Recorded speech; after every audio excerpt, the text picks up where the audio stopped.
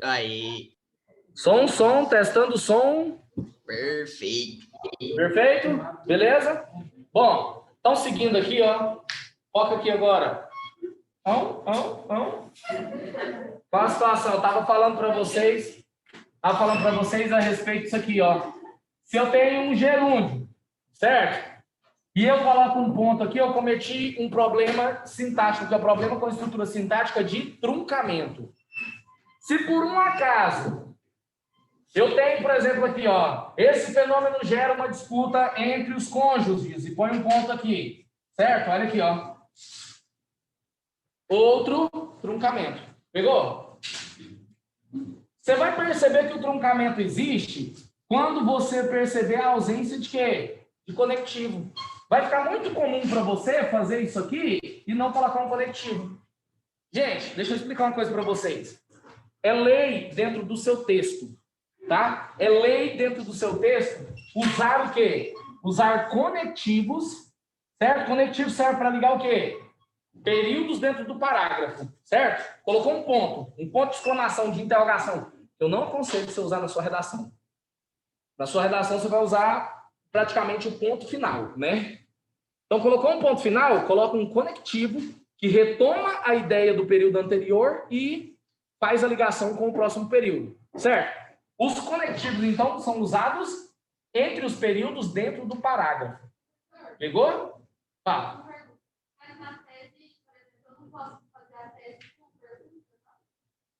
Olha, se você... Entenda o seguinte, a competência 2, ela fala que você tem que se manter dentro dos limites estruturais do texto dissertativo argumentativo, certo? Qual que é a característica maior do texto dissertativo argumentativo? Ela é escrita em terceira pessoa do singular. Se você faz uma pergunta, é para quem está ouvindo você, ou está lendo você, que é para a segunda pessoa. Isso é característica de crônica.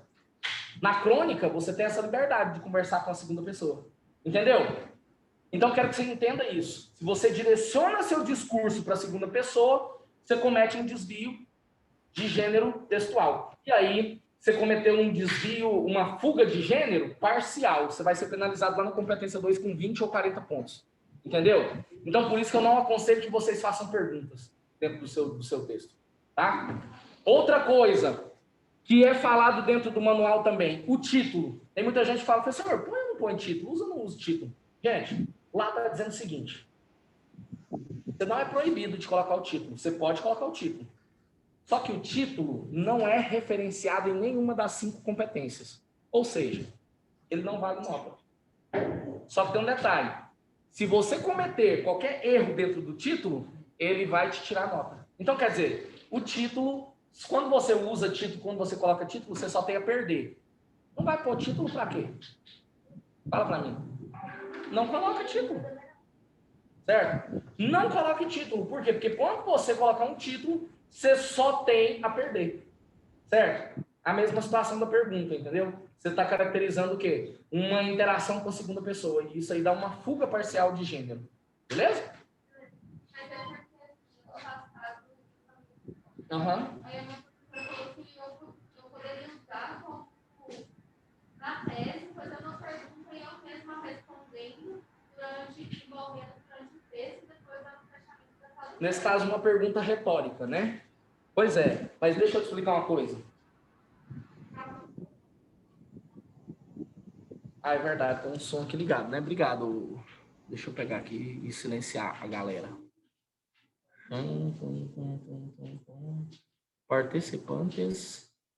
Eu não sei onde que eu silenciei esse povo aqui. Não, agora eu sei, peraí. Aqui, ó. Silenciar todo mundo.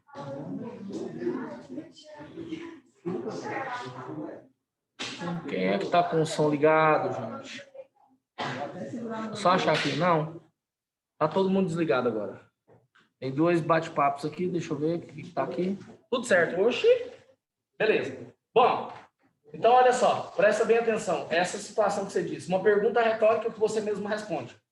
O corretor que vai corrigir sua redação, ele vai corrigir só a sua.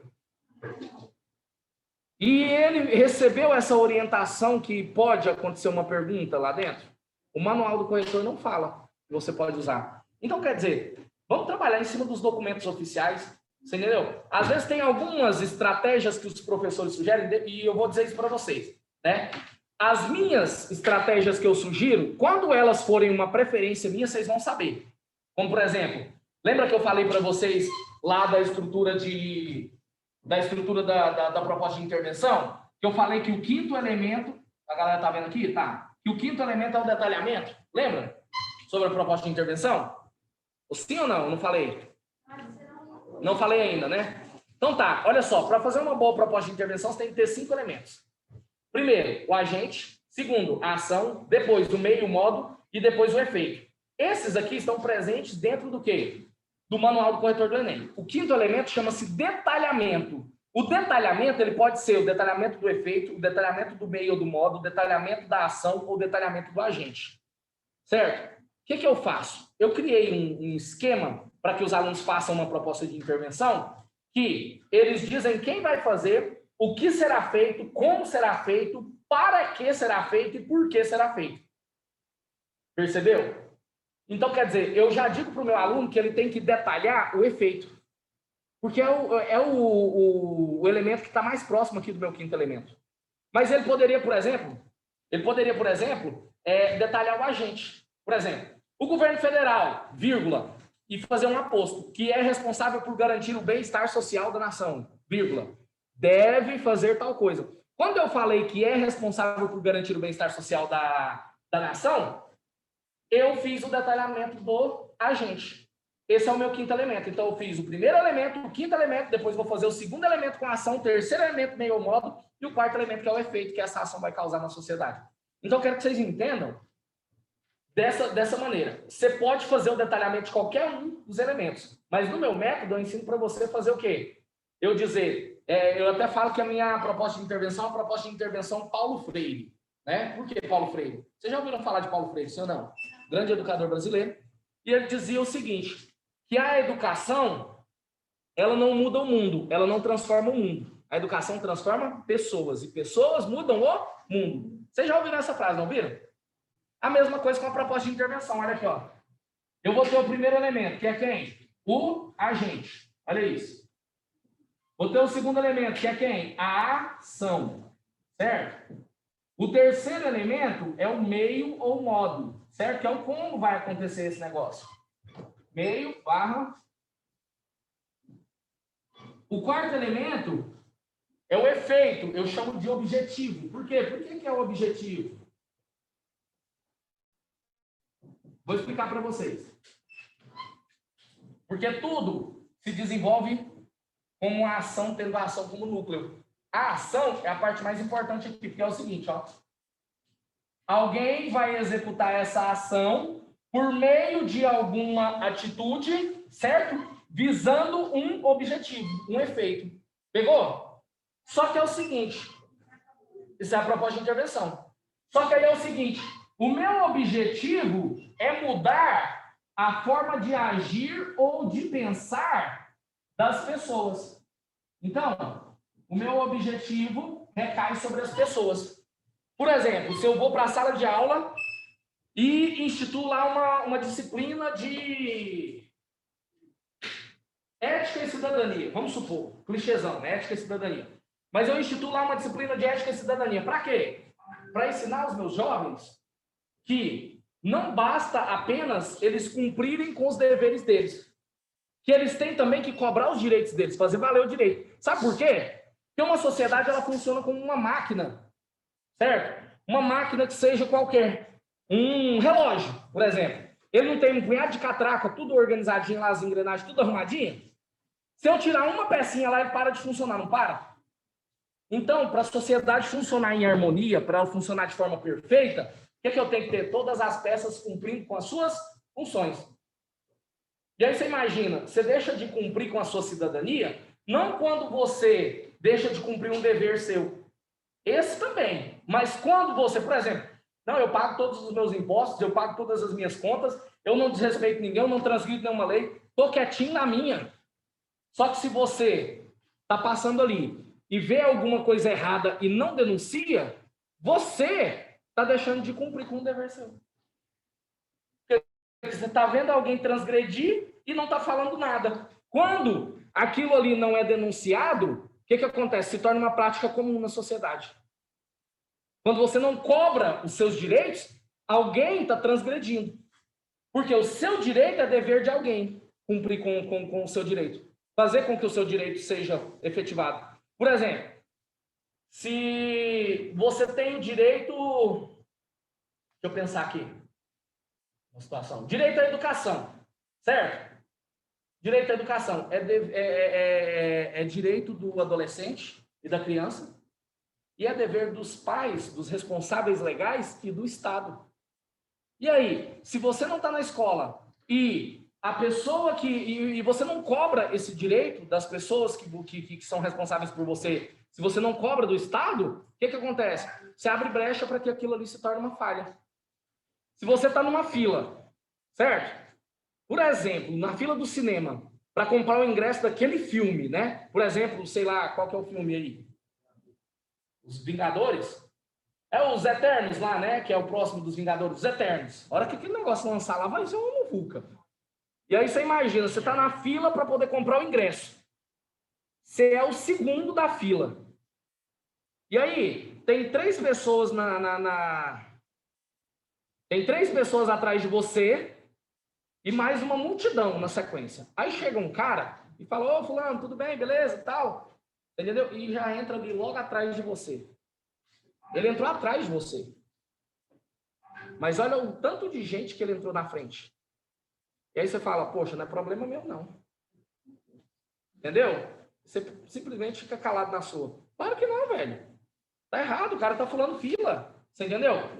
E se ninguém viu, só você que viu, e você não fala nada, velho, você tá colaborando. Por quê? Porque hoje você tá na frente dele, mas daqui a pouco você poderia estar lá atrás. E aí, olha, por exemplo, vamos supor que você estava na última posição que teria ingresso disponível para você. O cara entrou na sua frente e ele te tomou a oportunidade de pegar aquele ingresso. Estão entendendo o que eu estou querendo dizer? Quando você deixa de cobrar o seu direito, quando você deixa de cobrar com que as pessoas, né, exerçam os deveres deles, você acaba colaborando para uma sociedade, o quê? Uma sociedade corrupta, uma sociedade que transgride, uma sociedade que pratica o famoso jeitinho brasileiro. O Locke já falava, né? O John Locke já fala, as leis servem para todos, menos para si mesmo. Toda vez que chega a sua vez, você quer dar um jeitinho. Não, vê aí o que você faz, tal. É porque eu tenho essas... Você sempre tem uma particularidade. Você nunca aceita que você errou e que você tem que pagar por aquilo ali. Você sempre quer justificar e jogar a culpa numa outra situação. Quando, na verdade, as pessoas deveriam assumir. Peraí, errei, estou errado, preciso resolver. Como que a gente resolve? Né? Então, esse é o grande problema de se viver em sociedade. Essas transgressões. E quando as pessoas não cobram, quando as pessoas não vão para cima de uma situação que está errada e deixam o negócio acontecer ali, porque não tem nada a ver com elas, não está prejudicando elas naquele momento, elas colaboram para que a sociedade permaneça em desarmonia e desequilíbrio. Então, eu quero que vocês entendam isso. E aí, qual que é a situação que eu quero que vocês entendam aqui? É que é o seguinte, ó. Olha só. A ação que foi projetada por um determinado agente que é responsável pela sociedade, né, pelaquela esfera da sociedade, ela vai ser executada de alguma forma, que é o meio e o modo. Só que ela vai envolver quem? Pessoas objetivando alguma coisa. Entendeu? Qual que é o objetivo de toda a ação? Mudar a forma de pensar ou a forma de agir. É um dos dois. Por exemplo, se for um tema de preconceito, eu tenho que mudar o pensamento das pessoas para elas deixarem de ser preconceituosas. Pegou?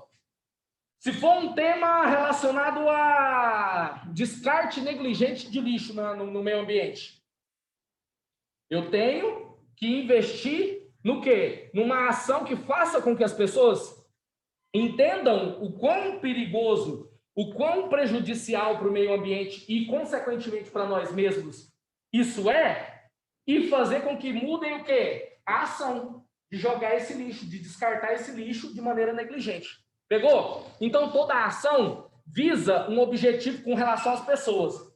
E aí, quando essas pessoas que estão gerando o problema deixarem de agir daquela forma, o que eu vou ter aqui? O meu quinto elemento que eu falei para vocês aqui, ó. E esse é uma preferência minha. Vocês podem fazer esse quinto elemento aqui, ó, detalhando o quarto, detalhando o terceiro, detalhando o segundo, detalhando o primeiro. Está no manual.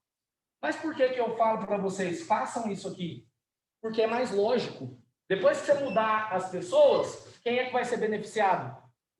A sociedade como um todo, sim ou não? Pegou a ideia? Então, tornando dessa maneira a sociedade mais consciente sobre o assunto. Devolvendo a harmonia, né, social. Alguma coisa nesse sentido. Então, você vai colocar aqui, ó. Você vai o quê? Detalhar esse objetivo, esse efeito que essa ação vai gerar com relação às pessoas. O benefício vai ser trazido para a sociedade. Por que é mais conveniente fazer isso aqui? Porque está mais perto. E por que eu estou dizendo para vocês que fixem uma dessas situações? Porque se você ficar o ano todo alternando entre, hoje vou detalhar o agente. Não, hoje vou detalhar a ação. Não, hoje vou detalhar o meio modo. Não, hoje vou detalhar o objetivo. Você corre o risco, nessa alternância, de chegar lá na prova e detalhar alguma coisa de forma errada. Agora, se você praticou detalhar um dos elementos aqui o ano todo, você vai se tornar expert naquilo ali. Você não vai ter problema. Entendeu o raciocínio? Quero que todos vocês entendam que o que eu vou trazer para vocês, o método que eu trago para vocês, a forma de estruturar essa redação, é uma das possíveis. Certo? E aí, se a gente for comparar com outros professores, você vai ver que existem diferenças. Você pega uma nota 1000 lá e fala, professor, mas nessa redação aqui que é nota 1000, foi feito isso, isso e isso. Só que o que acontece? De que ano que é essa redação? Será que essa situação era aceita naquela época e agora não é mais? Houve alteração? Outra situação. Pode ser que aquilo que esteja lá seja possível você fazer também. Só que o que acontece? Você vem treinando comigo de uma forma. Aí do nada, chega perto da prova, você resolveu ler uma outra redação e quer mudar a forma como você fez, aí você vai ter um problema. Por quê? Você vai ficar confuso e isso vai te tirar do seu foco. Certo? Então, quero dizer para vocês, existem preferências. Como você disse aí, se eu faço na minha tese uma pergunta retórica e depois eu respondo essa pergunta retórica, eu posso também. Só que, como eu te disse, eu corro o risco de ser mal interpretado pelo corretor e ele me penalizar por quê? Por interagir com uma segunda pessoa. Entendeu? Então, é isso que eu estou querendo que vocês entendam aqui. Né? Existem preferências. E quando acontecer as preferências, eu vou falar. Ó, eu digo para vocês que façam assim. Mas vocês podem também fazer assim que vocês não serão penalizados pelas minhas corretoras. Pegou? Não serão. Porém, se você fica sambando de um lado para o outro, né? Fazendo experimentos, pode ter certeza que você não vai conseguir ficar expert, vai chegar numa nota, né? Padrão lá em cima, lá, se você ficar sambando de um lado para o outro aí, tentando, fazendo experimentos com a sua redação. O correto é, você já tem uma forma de escrever. Vamos mudar minimamente o que você escreve. O mínimo possível. Só aquilo que não serve mesmo dentro da sua redação que nós vamos mudar. Ficou claro para vocês? Tranquilo, galera? Vamos lá. Fala.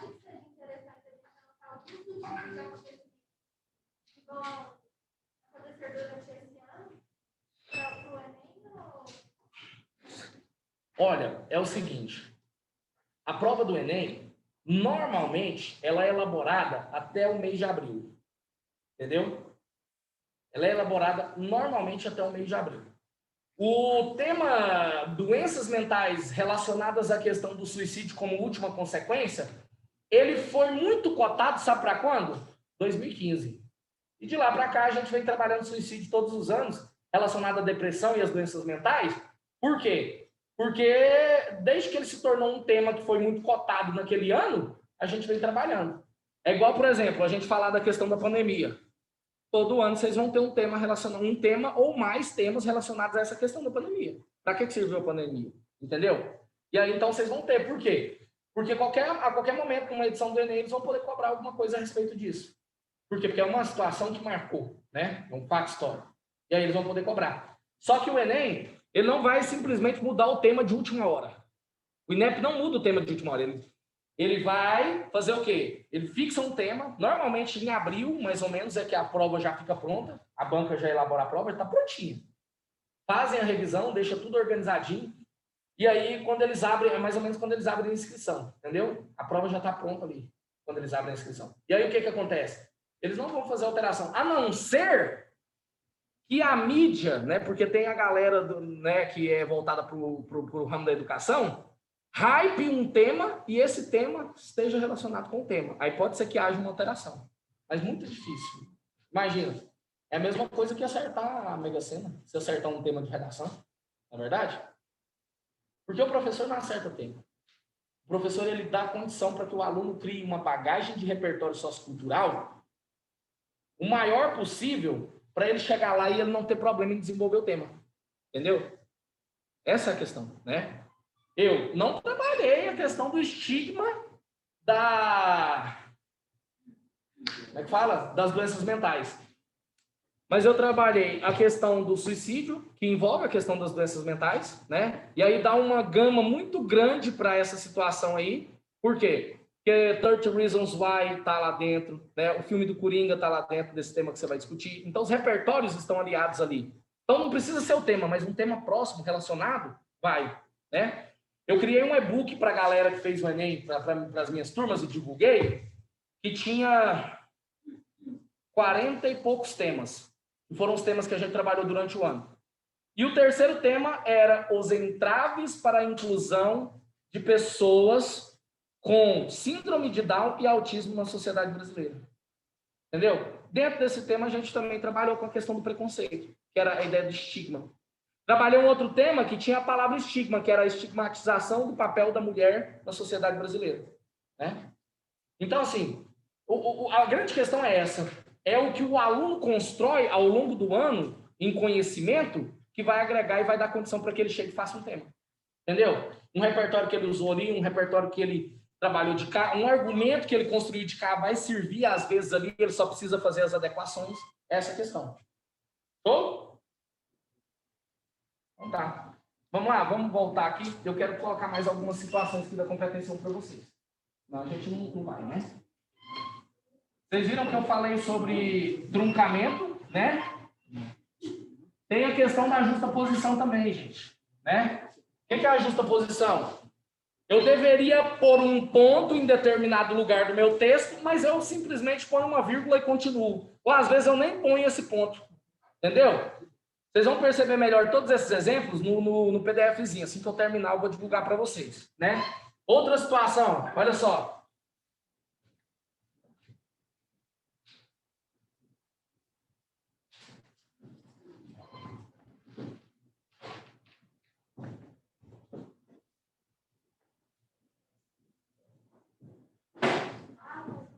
Consequências disso são a depressão,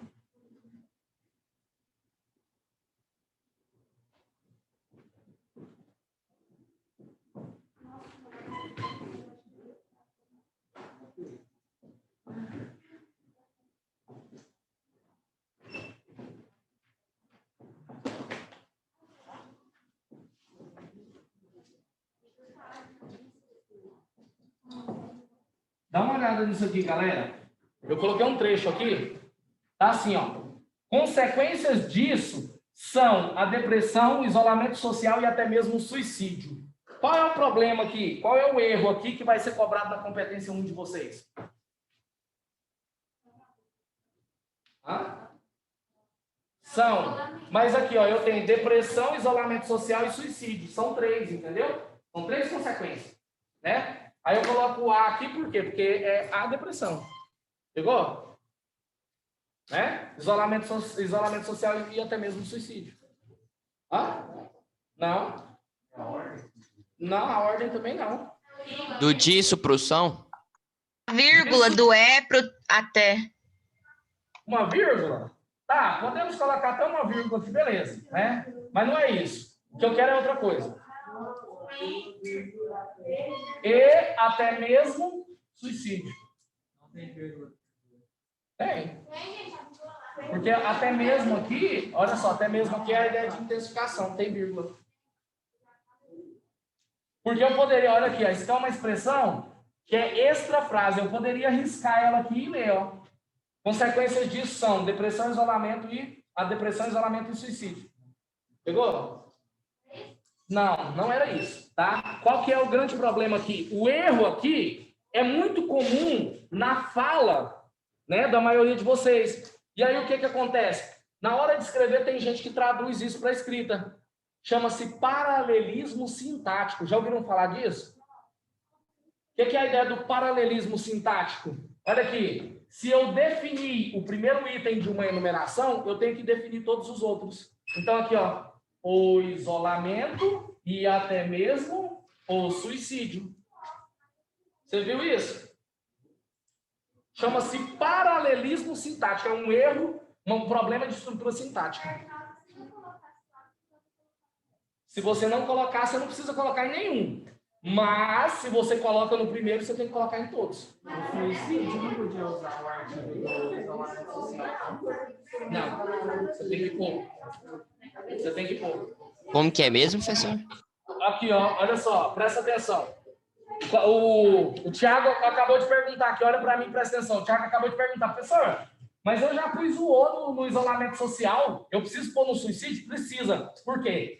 Porque são 3 itens de uma enumeração. A depressão, o isolamento social e até mesmo o suicídio. O aonde? Não tem, ué. Você vai precisar definir, né? Mesmo que seja tudo do mesmo gênero, você precisa colocar. E é por isso que eu estou dizendo, vocês estão achando estranho por quê? Porque vocês no dia a dia cometem esse erro. Mas na oralidade, se a pessoa com quem você está falando entendeu, não tem problema. O problema é na hora de escrever. Pegou?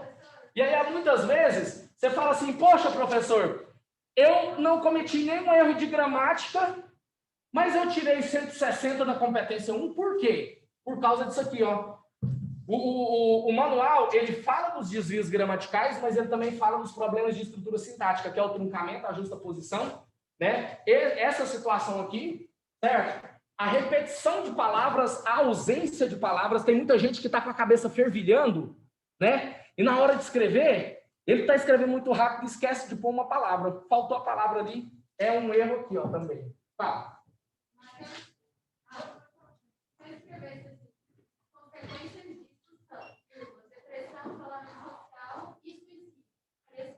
Sim, porque você não colocou artigo lá no primeiro. Você não definiu. O problema é esse. Se você colocar no primeiro, o que você fizer no primeiro, você tem que fazer em todos.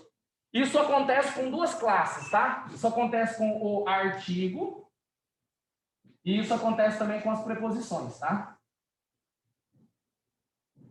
Por exemplo, olha só. Se eu falo assim, ó, esse aspecto influencia na geografia, certo? Poderia ser assim, no âmbito geográfico, no âmbito social e no âmbito econômico. Ou nos âmbitos geográfico, social e econômico. Aí você perceba que se eu colocar aqui, ó, antes de uma palavra que é substantivo, no caso aqui, cadê, ó? Âmbitos. Olha só. Aí eu posso pôr social, geográfico e econômico ali, que não tem problema. Fala, moço. E se eu colocar, tipo assim, as consequências disso são depressão, isolamento social e até mesmo o suicídio? Erro de paralelismo sintático também. Por quê? Porque se você não definiu aqui no começo, você não vai definir aqui no final. Tá bom? Não gosto disso, de eu perder ponto também, ficar muito repetitivo. Por exemplo, eu posso falar também, tipo, a ansiedade, ou ficar muito, tipo, ou tal. Não tem essa situação de repetição. Por quê? Porque, na verdade, é necessário essa definição. Entendeu? É necessária essa definição. Então, não corre risco de ficar repetitivo, tá? Pode ficar despreocupado com isso. Tranquilo, galera? Aqui vocês vão lembrar só do seguinte. É aquela regra. Quem tem aqui irmãos em casa? Se comprar alguma coisa para um, tem que comprar para o outro, não tem? Não, eu sou mais um. É desse jeito, tá? Tá lá. A mais mimada. Qual que é a situação aqui? Se comprar para um, tem que comprar para o outro. Aqui é a mesma coisa. Ó. Se um recebe, todos recebem. Se o primeiro não recebe, os outros não vão receber também. E é o primeiro que manda, é o mais velho, viu? O que vem primeiro é o mais velho, né? Então... Infelizmente, eu sou a favor Bom, pode até não ser, olha só, pode até não ser na frente dos pais, mas na hora que os pais saem, quem que manda? É o mais velho, porque senão toma cascudo. Bom, meu irmão, a gente ganhava o carrinho igualzinho, né? Aí eu desmontava do meu irmão para ver o que tem dentro e ficava com o meu. Era assim. Era sua alma. Para entender como que ele funcionava, né? Eu desmontava tudo. Aí depois não dava conta de desmontar e falava, isso aí é o seu. O meu eu guardei. Desse jeito. Bom, competência, galera, competência 1 basicamente é isso, tá? Um dos problemas gigantescos da galera que a galera tem, dois, aliás, os dois maiores problemas que a galera tem aqui não são esses que eu mostrei para vocês. Esses são raros de serem cometidos. Os maiores problemas são vírgula e crase. Vírgula e crase. Só que a galera que teve aula comigo de vírgula e de crase tá embasada. Vai tomar cascudo se começar a errar demais. É sério, principalmente crase, eu ensinei crase para vocês por regência. Sim ou não? Eu ensinei crase por regência. Um termo anterior que exige a preposição, um termo posterior que aceita o artigo definido. Só rola crase se tiver essa situação. E aí tem os casos especiais, é claro. Mas 80% você resolve com isso aí. Eu pego qualquer redação de vocês, que vocês erraram crase, e mostro para vocês. Ó, tem um termo aqui. Tem a palavra feminina, então rola crase. Por que você não pôs? Esse termo aqui é um verbo transitivo direto. Ele não existe preposição. Como é que você põe crase aqui? Entendeu o que eu estou dizendo? Né? Então vai ser assim que a gente vai estudar. Por quê? Porque vocês já têm noção. Vocês estudaram. Tá bom? A galera aqui já pegou isso aí. Competência 2. O que a competência 2 fala? Não sei, não lembro, não tenho nem ideia. Estava de férias. Não é assim não. Competência 2 está falando assim, ó, olha só. Competência 2, ela trabalha 3 situações. Primeiro, compreender a proposta de redação. Para que compreender a proposta de redação, gente? Fala para mim. Para poder fazer uma abordagem completa do tema. O que é uma abordagem completa do tema? Deixa eu dar o bizu, a diquinha aqui para vocês. Olha só. Se eu falo assim, ó. Os efeitos do... Deixa eu ver aqui. O tabagismo na sociedade brasileira. Foi um tema hypado também no final do ano.